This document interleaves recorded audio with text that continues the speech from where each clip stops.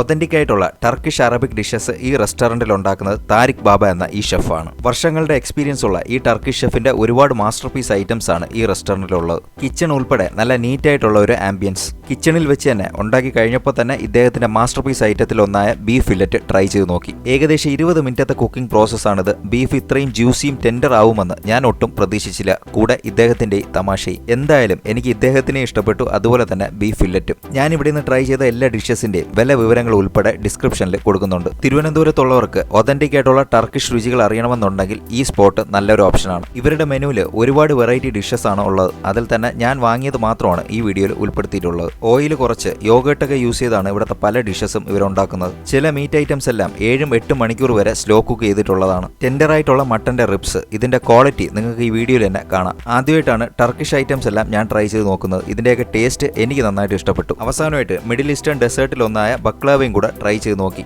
Honey കൂടെ നട്ട്സും ഒക്കെയാണ് ഇതിന്റെ മെയിൻ ഇൻഗ്രീഡിയൻസ്. മധുരം ഇഷ്ടമുള്ളവർ ട്രൈ ചെയ്ത് നോക്കിയോ, കിടിലോ ഐറ്റമാണ്. ലൊക്കേഷൻ തിരുവനന്തപുരത്തെ ടർക്കിഷ് റെസ്റ്റോറന്റ് എന്നറിയപ്പെടുന്ന തിരുവനന്തപുരം കവടിയാർ കുറോങ്കോണം റോഡിലുള്ള ബാബ അറേബ്യ.